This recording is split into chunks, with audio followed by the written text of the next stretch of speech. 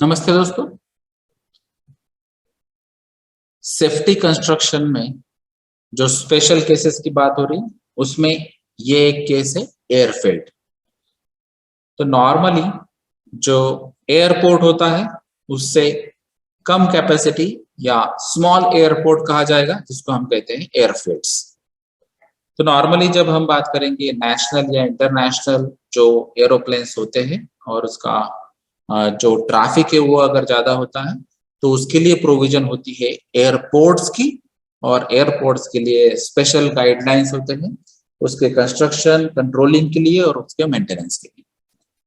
और जहां पर स्मॉल एरोप्लेन्स या फिर कम ट्रैफिक वाले एरोप्लेन्स या फिर मूवमेंट होगी तो वहां पे हम नॉर्मली एयरफील्ड तैयार करते हैं। तो एयरफील्ड कंस्ट्रक्शन के लिए, एयरफील्ड ऑपरेशंस के लिए या फिर एक्सीडेंट्स अवॉइड के लिए आपको क्या क्या सेफ्टी प्रिकॉशनरी मेजर्स लेनी चाहिए उसके लिए हम बात कर रहे हैं।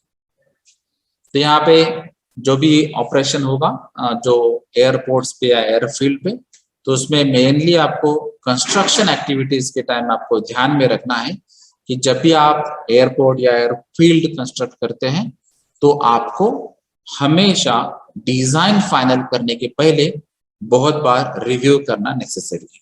ये नेसेसरी क्यों है? क्योंकि ऐसे अभी बहुत सारे एयरफील्ड्स या एयरपोर्ट हो चुके हैं जो ऑलरेडी सिटी के टच में है या फिर सिटी में ही। क्योंकि नॉर्मली अगर आप एयरपोर्ट्स की प्रोविजन देखेंगे या फिर जो गाइडलाइंस है उसकी प्रोविजन देखेंगे तो ये आउट ऑफ द सिटी कुछ डिस्टेंस के बाद ही एयरपोर्ट होने चाहिए या एयरफील्ड होनी चाहिए। ये गाइडलाइंस क्यों है? क्योंकि जब भी आप जो एरोप्लेन्स है वो लैंड करते हैं या टेक ऑफ करते हैं तो उस टाइम जो मिनिमम डिस्टेंस क्राइटेरिया रहता है या फिर जो पर्टिकुलर हाइट रहती है उसको रिस्ट्रिक्शंस नहीं आना चाहिए। क्योंकि अगर कोई बिल्डिंग्स वहां पे आजू बाजू में रहेगी या रेसिडेंशियल एरिया रहता है या फिर कोई जो ओवरहेड लाइंस होती है, पावर लाइंस होती है, या फिर कहीं पे जो ट्रीज है वो ट्रीज की हाइट ज्यादा होती है, या ऐसे बहुत सारे जो इश्यूज है जिनकी वजह से यहाँ पे रेस्ट्रिक्शंस आ सकता है। इसीलिए हमेशा जो भी आपको एयरफील्ड फाइनलाइज करना है और फिर कंस्ट्रक्शन करते टाइम आपको किस डायरेक्शन में एग्जैक्टली क्या होना चाहिए जिसका आपको रिव्यू करना जरूरी है, और उसके बाद में उसको जो एक्चुअल वर्क है वो आपको स्टार्ट करना चाहिए। तो जो भी एयरपोर्ट्स हैं ये कंस्ट्रक्शन या मेंटेनेंस करते टाइम आपको एक प्लानिंग करना चाहिए और वो प्लानिंग के हिसाब से ही आपको वर्कआउट करना चाहिए। तो बहुत सारे अलग अलग एक्टिविटीज यहाँ पे हो सकती है जो उसमें अलग अलग हजार्ड्स या रिस्क भी वहां पे अवेलेबल हो सकते हैं। जैसे अभी आपको एयरफील्ड या एयरपोर्ट का अगर एरिया देखेंगे तो बहुत बड़ा एरिया होता है और यहाँ पे अगर आपको कंस्ट्रक्शन एक्टिविटीज करनी है तो ये कुछ डिफिकल्ट एक्टिविटीज होती है और कुछ डेंजरस भी हो सकती है। तो यहाँ पे आपको हेवी व्हीकल्स की मूवमेंट भी होनी चाहिए। यहाँ पे जो ट्रक्स है उसका एक्टिविटी भी होगा, लोडिंग अनलोडिंग करते टाइम भी होगा। और इन केस अगर कोई एयरफील्ड को आपको एक्सपांड करना है या फिर जो ऑलरेडी एयरफील्ड या एयरपोर्ट ऑपरेटेबल है और उसमें अगर आपको कुछ कंस्ट्रक्शन एक्टिविटीज करनी है तो उस टाइम सबसे ज्यादा डिफिकल्ट होता है, क्योंकि ऑलरेडी वहां पे ट्रैफिक होती है, वहां पे ऑलरेडी जो पर्सन है उनकी मूवमेंट होती है और उसमें ये एक्टिविटी आपको करना है तो ये और डिफिकल्ट होते जाएगा, क्योंकि यहाँ पे रिस्ट्रिक्टेड एरिया जो स्कोप है वो कम होते जाएगा। तो यहाँ पे आपको क्या क्या एक्शंस लेने हैं? प्री कंस्ट्रक्शन प्लानिंग आपको ठीक तरह से करना है। उसके बाद में जो कंस्ट्रक्शन सेफ्टी और फेजिंग प्लान जो होता है वो आपको डेवलप करना है। जैसे कि आपको फेज 1 में क्या करना है, फेज 2 में क्या करना है, फेज 3 में क्या करना है। फिर कंस्ट्रक्शन करते टाइम आपको जो सेफ्टी प्रिकॉशनरी मेजर्स है वो भी आपको क्या क्या लेने चाहिए। उसके लिए आपको व्हीकल्स कौन सी चाहिए या फिर मटेरियल कौन सा है या फिर ओवरहेड्स का कोई इशू है या नहीं, या फिर कोई व्हीकल आपको स्पेसिफिक रिक्वायरमेंट होती है वो भी आपको पहले ही लाइन अप करनी चाहिए। उसके अलावा जो यहाँ पे अभी काम करने वाले कॉन्ट्रैक्टर्स होंगे या टेनेंट्स रहेंगे या फिर जो भी पार्टीज यहाँ पे इन्वॉल्व होगी, ये सभी पार्टीज को आपको कुछ ट्रेनिंग और अवेयरनेस प्रोग्राम यहाँ पे लेना पड़ेगा जो कंस्ट्रक्शन ओरिएंटेड होगा। उसके अलावा जो कंस्ट्रक्शन व्हीकल है उसका सेफ्टी प्लान भी यहाँ पे होना चाहिए। इनकेस अगर कुछ इश्यूज आते हैं तो कंस्ट्रक्शन के जो इश्यूज आते हैं उसकी वजह से भी अगर कुछ इश्यूज हो सकते हैं, उसके लिए भी आपको कुछ प्लान यहाँ पे करना चाहिए और वो व्हीकल आपको डेवलप करना चाहिए। यहाँ पे अगर कुछ हॉल रूट्स या गेट एक्सेस होते हैं तो यहाँ पे नॉर्मली जो पैसेंजर्स के लिए होते हैं वो गेट्स अलग होते हैं और जो मटेरियल मूवमेंट के गेट्स होते हैं वो अलग होते हैं और उसका रिस्ट्रिक्टेड एरिया रहता है। तो ये मिनिमम आपको गेट्स रखने चाहिए जहां पे पैसेंजर्स का रोल आता है, और जहां पे आपको मटेरियल मूवमेंट होती है या फिर एक्सपांशन के प्लान्स होंगे उस हिसाब से आपको वो रिस्ट्रिक्टेड गेट्स अलग होने चाहिए। तो यहाँ पे इनकेस अगर कुछ प्रॉब्लम होता है, फायर कैच होती है, एक्सप्लोजन होता है, कुछ इशू होता है, तो इवैक्यूएशन के लिए भी आपको एक पर्टिकुलर रूट फाइनलाइज करना चाहिए जिसको हम इमरजेंसी प्लानिंग में ऐड कर सकते हैं। उसके अलावा जो स्पेसिफिक लिमिट्स हैं कंस्ट्रक्शन एक्टिविटी के लिए, तो वो लिमिट्स भी आपको पहले ही डिसाइड करना चाहिए। आपका जो रीजन है, वो जो एरिया है, उस हिसाब से जो लोकल अथॉरिटीज होगी उसके गाइडलाइंस थ्रू आपको ये फाइनलाइज करना पड़ेगा। और एक्टिविटीज के कुछ कंस्ट्रक्शन की एक्टिविटीज जो है कुछ रिस्ट्रिक्टेड हो सकते हैं, या फिर कुछ सेफ्टी एरियाज या फिर वर्क लिमिट्स होती हैं। जैसे यहाँ पे कुछ एरियाज में आपको जो जैसे यहाँ पे रनवे रहता है या फिर टैक्सीवे रहता है, तो ये कुछ एरियाज में आपको रिस्ट्रिक्शंस करना चाहिए जो स्पेशली पैसेंजर्स को या फिर विजिटर्स को। यहाँ पे सिर्फ जो आपके एयरपोर्ट के या एयरफील्ड के जो पर्सन्स होंगे, एम्प्लॉयज होंगे, उनको ही अलाउ करना चाहिए, बाकी के लोगों को यहाँ पे अलाउ नहीं करना चाहिए। और जो कॉमन प्लेसेस है या फिर ओपन टू ऑल प्लेसेस है, उनके लिए यहाँ पे कंस्ट्रक्शन एक्टिविटीज अलग होनी चाहिए और उस हिसाब से उसकी प्रोविजन भी होनी चाहिए। उसके अलावा जो ऑपरेटर रहते हैं, तो एयरपोर्ट ऑपरेटर यहाँ पे हो सकते हैं। तो यहाँ पे ये कुछ कंडीशंस या जो कुछ अनाउंसमेंट्स होती है या फिर कुछ कंडीशंस जहाँ पे अगर चेंज होती है या फिर वर्किंग एनवायरनमेंट यहाँ पे चेंज होता है या फिर वेदर फोरकास्ट की वजह से कुछ चेंजेस होते हैं, तो ये सभी बातें ये ऑपरेटर आपको बताएगा। उसके अलावा जो मटेरियल्स आपको लेके आना है, यहाँ पे पाइलिंग करनी है या फिर इक्विपमेंट्स आपको यूज करना है, कहीं पे स्टोरेज करना है, तो ये जो रनवे है, ये रनवे से आपको कुछ डिस्टेंस रख के ही आपको ये सब परमिशन मिलेगी, क्योंकि रनवे के आसपास आपको ये इक्विपमेंट्स या मटेरियल की मूवमेंट जो है या व्हीकल की मूवमेंट है वो अलाउ नहीं है। तो यहाँ पे ये भी आपको रिस्ट्रिक्शंस रहेंगे और उसके हिसाब से ही आपको ये प्लानिंग करना चाहिए। तो मटेरियल का स्टॉक पाइलिंग जो है, ये आपका जो फ्री एरिया रहेगा वो फ्री एरिया के अंदर ही आपको ये प्लानिंग करना है और उसके हिसाब से ही ये स्टोरेज करना है। उसके बाद में ये जो ट्रेंचेस होते हैं या फिर एक्सकैवेशन एक्टिविटीज होती है, ये यहाँ पे आपके कुछ एरियाज में परमिशंस नहीं मिलेगी। जैसे यहाँ पे टैक्सीवे सेफ्टी एरिया है, तो कुछ एरियाज में आपको एक्सकैवेटर्स, बुलडोजर्स, ऐसे व्हीकल्स जो हेवी इक्विपमेंट व्हीकल्स कैटेगरीज में आते हैं, तो इसकी मूवमेंट यहाँ आपको परमिट नहीं करेगा। तो ये बहुत सारे ऐसे अलग अलग रिस्ट्रिक्शंस हैं। तो ये स्टार्टिंग के कंस्ट्रक्शन स्टेज है या फिर आपकी ऑलरेडी एयरफील्ड और एयरपोर्ट है और उसमें आपको चेंजेस करने हैं या फिर उसमें कुछ कंस्ट्रक्शन एक्टिविटीज करनी है, तो हर एक एरिया आपको आइडेंटिफाई करना है, हर एक एरिया की एक लिमिटेशन होगी और उसी हिसाब से आपको कंस्ट्रक्शन की एक्टिविटी प्लान करनी पड़ेगी। तो यहाँ पे कुछ गाइडलाइंस भी है, जैसे कि यहाँ पे कुछ मार्किंग्स होती है, तो कुछ लाइटिंग प्रोविजन होती है, जैसे यहाँ पे कुछ पैसेंजर्स के लिए मार्किंग लाइटिंग प्रोविजन होती है, कुछ मार्किंग लाइटिंग प्रोविजन जो है वो आपके पायलट के लिए होती है, यानी कि एरोप्लेन के लिए होती है। कुछ जो मार्किंग लाइटिंग प्रोविजन होती है वो जो टैक्सीवे रहता है उसके लिए होती है। तो ये सभी बातें आपको जो साइंस या सिंबल्स के थ्रू आपको जानकारी मिलेगी और उसको आपको फॉलो करना है।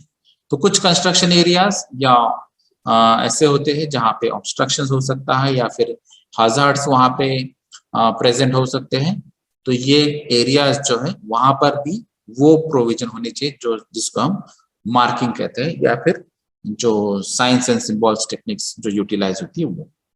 तो यहाँ पे कुछ बैरिकेड्स की भी प्रोविजन हो सकती है। तो जहाँ पे जो areas retro reflective orange colour के जो होती हैं वो बैरिकेड्स आप यूज कर सकते हैं, या फिर व्हाइट कलर के यूज कर सकते हैं जहाँ पे रिफ्लेक्शन नॉर्मली ज्यादा होता है। और ये सब लो मास और लो हाइट की होनी चाहिए, जिसकी वजह से आप इजीली इसको मूव कर सकते हैं और आप एक जगह से दूसरी जगह ले जा सकते हैं, या फिर उसका जो बाउंड्री है बैरिकेड्स का वो बाउंड्री भी आप चेंज कर सकते हैं। और ये कोलैप्सिबल या फ्रैंजाइबल कैटेगरी में भी हो सकता है, जिसकी वजह से ये आपको हैंडल करना सिंपल हो जाएगा। उसके अलावा कुछ फ्लैग सिस्टम्स भी आप यूज कर सकते हैं। जो बैरिकेड्स है वो बैरिकेड्स के साथ भी फ्लैग सिस्टम से भी आपको पता चलेगा कि यहाँ पे प्रॉब्लम क्या है या फिर हजार्ड्स क्या हो सकते हैं। या फिर आपको जो नाइट्स में अगर आप देखेंगे तो नाइट्स में भी अलग अलग लाइट सिस्टम से आप यूटिलाइज होती है, जिसकी वजह से आपको पता चलेगा कि ये एरिया में यहाँ पे ये हजार्ड है और यहाँ पे ये रिस्ट्रिक्शन है। जैसे कुछ लाइट्स जो है रेड लाइट्स है जो कंटिन्यू बर्न होते रहते हैं, स्टडी बर्निंग जिसको कहते हैं, और कुछ लाइट्स जो है वो फ्लैश होते रहते हैं। तो ये फ्लैशिंग लाइट्स भी जरूरी है और कहीं जगह आपको कंटिन्यूस लाइट्स भी जरूरत है। तो ये हर एक लाइट्स का एक एक अलग अलग मीनिंग है, और वो मीनिंग को ध्यान में रखते हुए वो जो एयरपोर्ट पे जो एम्प्लॉयज है और जो पैसेंजर्स है और इवन पायलट्स भी है उसको फॉलो करते रहते हैं। तो कुछ बैरिकेड्स को अगर आपको हटाना है या फिर आपको कुछ फिक्स करना है, कुछ स्ट्रेंथ उसकी बढ़ानी है, तो आप कुछ मेटल ड्रम्स या कंक्रीट डिवाइडर्स भी आप यूज कर सकते हैं। अगर आपको लगता है कि यहाँ पे कुछ डिगिंग प्रोसेस चल रही है, एक्सकेवेशन एक्टिविटी चल रही है और यहाँ पे नॉर्मल बैरिकेड्स लगाना ठीक नहीं है, तो वहां पे आपको कंक्रीट डिवाइडर्स ही लगाना चाहिए या फिर मेटल ड्रम्स लगाना चाहिए। जैसे अगर आप रोड साइड पे भी देखते हैं, स्पेशली जहाँ पे नेशनल हाईवेज होते हैं या एक्सप्रेस हाईवेज होते हैं, और उनको अगर ये करना है कि ये बैरिकेड्स ये लोग तोड़ते हैं और उसमें से कुछ क्रॉसिंग्स निकालते हैं, तो वहां पे वो ऐसे कंक्रीट के डिवाइडर वहां पे रखते हैं कि जो नॉर्मल पर्सन्स को वो मूव करना डिफिकल्ट है या फिर पॉसिबल ही नहीं है। तो इसलिए ऐसी जगह जहाँ पे हाई लेवल हजार्ड्स होंगे वहां पे आपको ड्रम्स या कंक्रीट डिवाइडर्स यूज करने चाहिए। उसके अलावा जो रेल रोड टाइज और रनवेज जो है, तो वहां पे आपको वुडन मटेरियल यूज नहीं करना चाहिए, क्योंकि ये कंपोस्टेबल मटेरियल है और वहां पे फ्रिक्शन के चांसेस है, जिसकी वजह से यहाँ पे इग्निशन हो सकता है। तो ये जो लाइट्स है, ये लाइट्सिंग अरेंजमेंट भी यहाँ पे अलग अलग हो सकती है। तो यहाँ पे जैसे ये रनवे के लाइट्स है, ये टर्न ऑफ होते हैं या फिर आप लाइटिंग के टुवर्ड जाते हैं जैसे ही ये रनवे के क्लोज में जाता है। तो ये अलग अलग लाइटिंग सिस्टम्स है, तो ये सिस्टम्स के हिसाब से आपको सिर्फ वर्कआउट करना है। तो ये रनवे में जैसे कुछ जगह अगर वहां पे डार्कनेस है या फिर लाइट की इंटेंसिटी कम है, तो ऐसे एरियाज में भी आपको कुछ साइंस और सिंबल्स यूज करने चाहिए। जैसे यहाँ पे जो रनवेज क्लोज हो चुके हैं अभी आप यूज नहीं करते और दूसरे रनवेज आप यूज करते हैं, तो जो रनवेज क्लोज किए हैं वो उनको एक्स सिंबल यूज करते हैं कि यहाँ पे ये रनवेज पे आपको नहीं जाना है। तो ऐसे भी कुछ सिंबल्स आपको यूज करने चाहिए। इन केस अगर ये नाइट में नहीं दिखता है एक्स सिंबल, तो वहां पे आपको लाइटेड एक्स सिंबल भी आपको लगाना होगा, जिसकी वजह से पायलट को कुछ हाइट से ही आपको पता चलेगा कि यहाँ पे ये जो लैंडिंग है ये नहीं करना है और ये रनवे आपको नहीं यूज करना है, दूसरा रनवे आपको यूटिलाइज करना है। तो ये स्पेसिफिकली पायलट के लिए भी कुछ प्रोविजंस होनी चाहिए, क्योंकि पायलट के साथ बहुत सारे पैसेंजर्स होते हैं और इनके अगर वो रॉन्ग डायरेक्शन में जाता है तो उसकी वजह से मेजर एक्सीडेंट्स में वो कन्वर्ट हो सकता है। तो कुछ व्हीकल्स के रिलेटेड कुछ गाइडलाइंस हैं, जैसे जो भी आप यहाँ पे व्हीकल्स यूज करते हैं कंस्ट्रक्शन साइट पे एयरफील्ड के टाइम, तो उनको ट्रेनिंग स्पेसिफिक देनी चाहिए। स्पेशली यहाँ पे एयरपोर्ट है या फिर एयरफील्ड है, यहाँ पे ये रनवे होता है, या फिर यहाँ पे एरोप्लेन्स लैंड होने वाले हैं, या फिर ये टैक्सी वे है, या फिर ये पैसेंजर्स का वॉकवे है। तो ये सारी प्रोविजंस उनको बताना पड़ेगी, क्योंकि कहाँ पे क्या स्ट्रेंथ रिक्वायरमेंट है, कहाँ पे व्हीकल्स का रिस्ट्रिक्शंस है, और इनके साथ वहां पे अगर व्हीकल ले जाते हैं तो एक्सीडेंट होने के चांसेस क्या है, ये सभी बात तो का ध्यान रखते हुए उनको ट्रेनिंग देनी चाहिए या फिर अवेयरनेस प्रोग्राम वहां पे अरेंज करना चाहिए। तो ये ड्राइवर का ट्रेनिंग सबसे इम्पोर्टेंट है, और ये कंपलसरी मैक्सिमम इंफॉर्मेशन उनको सप्लाई होनी चाहिए। अभी जो व्हीकल ऑपरेटर्स होते हैं, ये मेनली एयरपोर्ट प्रोसीजर्स ओरिएंटेड और एयरपोर्ट के जो गाइडलाइंस है उनका भी उसको ट्रेनिंग देना चाहिए। सेफ्टी गाइडलाइंस क्या होती है, वर्क एरिया के लिमिट्स क्या होते हैं, सिक्योरिटी प्रोविजंस यहाँ पे क्या है, या फिर कम्युनिकेशन सिस्टम्स क्या है, ये सभी जानकारी वो व्हीकल ऑपरेटर्स को देनी पड़ेगी। उसके अलावा जो पार्किंग एरियाज है वो एडिक्वेट है या नहीं, उसके बारे में उनको बताना चाहिए, और वो एरियाज कहाँ पे है उसका भी ध्यान देना चाहिए। उसके जो मार्किंग सिस्टम से, लाइटिंग सिस्टम से, उसका भी ट्रेनिंग उन ऑपरेटर्स को देना पड़ेगा। जो हॉल रूट से या फिर जो रोड से उसका भी आपको जो प्लान है, या फिर आपका जो यहाँ पे लाइन्स है वो भी आपको उनको बतानी होगी। और यहाँ पे जो एयरक्राफ्ट जो होते हैं, तो ये always have the right of the way. तो अगर एयरपोर्ट का कंस्ट्रक्शन ठीक तरह से करेंगे, अगर आपकी व्हीकल्स का मूवमेंट, आपका मटेरियल का मूवमेंट अच्छी तरह से होगा, आपकी लाइटिंग सिस्टम अच्छी तरह होगी, आपकी मार्किंग सिस्टम अच्छी तरह होगी, आपके जो एयरपोर्ट की या एयरफील्ड की जो गाइडलाइंस है वो प्रोविजन आप अच्छी तरह से फॉलो करेंगे, तो मैक्सिमम जगह आपके हजार्ड्स मिनिमाइज हो जाएंगे, और आपके जो एक्सीडेंट्स होने के चांसेस है वो भी मिनिमम हो जाएंगे। तो यहाँ पे कुछ जनरल गाइडलाइंस दिए हैं जिसको कंस्ट्रक्शन रिमाइंडर्स कहते हैं। तो ये कुछ नोटिफिकेशन जो भी आते हैं आपके लोकल अथॉरिटी का है उनको फॉलो करना है आपको। कुछ कंस्ट्रक्शन सेफ्टी प्लान्स को आपको रिव्यू करना चाहिए, या फिर आपको प्रोजेक्ट रिव्यू करना चाहिए, कुछ फॉलो करना चाहिए। सेफ्टी रिलेटेड पीरियोडिक मीटिंग्स आपको कंटिन्यू बेसिस पे लेनी चाहिए, स्पेशली जब भी आप अभी कॉन्ट्रैक्टर्स और सब कॉन्ट्रैक्टर्स यूज करते हैं, तो उनकी मीटिंग्स और उनका ट्रेनिंग, उनका अवेयरनेस प्रोग्राम्स ये लेना नेसेसरी है। जो एयरक्राफ्ट के जो रेस्क्यू मेथड्स है या फायर फाइटिंग डिपार्टमेंट्स जो होते हैं वो भी रेडी होने चाहिए, उनके पास भी सफिशिएंट अमाउंट में फायर हाइड्रेंट सिस्टम्स या फायर फाइटिंग सिस्टम्स ये भी होनी चाहिए। उसके अलावा जो कंप्लायंस अगर आप नहीं करते तो नॉन कंप्लायंस की वजह से आपको पेनल्टीज क्या लग सकती है, इसके बारे में भी आपको जानकारी देनी चाहिए। और जो बाकी के इंडस्ट्रियल के हिसाब से जैसे हाइजीन्स की मेथड्स होती है, या फिर एयर पोल्यूशन का कंट्रोल होता है कंस्ट्रक्शन व्हीकल की वजह से, या फिर क्रॉसिंग्स की वजह से, मूवमेंट की वजह से जो भी एयर पोल्यूशन होता है वो मिनिमाइज कैसे करेंगे उस पर भी आपको ध्यान देना है। और इनकेस अगर आपको शट डाउन करना है एयरफील्ड और उसके बाद में आपको वापस से स्टार्टअप करना है, तो आपको शट डाउन करते टाइम भी आपको एक स्पेसिफिक चेकलिस्ट चेक करके ही आपको शट डाउन करना चाहिए, जिसको हम सेफ्टी शटडाउन प्रोसीजर कहते हैं। और उसी हिसाब से जब भी आप स्टार्ट करेंगे तो वहां पर भी आपको सेफ्टी स्टार्टअप प्रोसीजर फॉलो करना पड़ेगी, चेकलिस्ट फॉलो करना पड़ेगी, और उसके बाद में ही आपका एयरफील्ड आपने स्टार्ट करना चाहिए। तो ये कुछ सेफ्टी एस्पेक्ट्स थे एयरफील्ड में। इसमें कुछ मेनली आपको जो टारगेट रखना है, तो आपके जो भी कॉन्ट्रैक्टर, सब कॉन्ट्रैक्टर, एम्प्लॉइज जो भी होंगे, तो उसको आपको प्रोटेक्ट करना है, ये सबसे इम्पोर्टेंट या प्रायोरिटी बेसिस पे आपको क्राइटेरिया रखना है।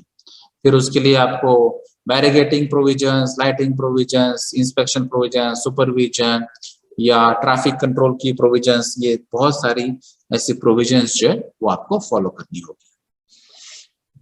तो इसमें कुछ सर्टिफिकेशंस भी यहाँ पे इम्पोर्टेंट होते हैं, जैसे यहाँ पे सेफ्टी इंस्पेक्टर होता है, तो ये specially airport certification safety inspector है। तो ये जो भी यहाँ पे अलग अलग कंट्रीज में अलग अलग प्रोविजन होगी, तो यहाँ पे ओवरऑल कंट्रोल जिसका होता है एयरपोर्ट का, उसका ही ये रिस्पॉन्सिबिलिटी है कि ये अलग अलग प्रोविजंस आपको प्रोवाइड करनी होगी, और उस हिसाब से आपके जो सेफ्टी की नॉर्म से वो फॉलो करने होंगे, जिनकी वजह से अनसेफ कंडीशंस या अनसेफ एक्ट आपकी मिनिमम करनी होगी। तो ये थे ओवरऑल एयरफील्ड के safety precautionary measures. Thank you.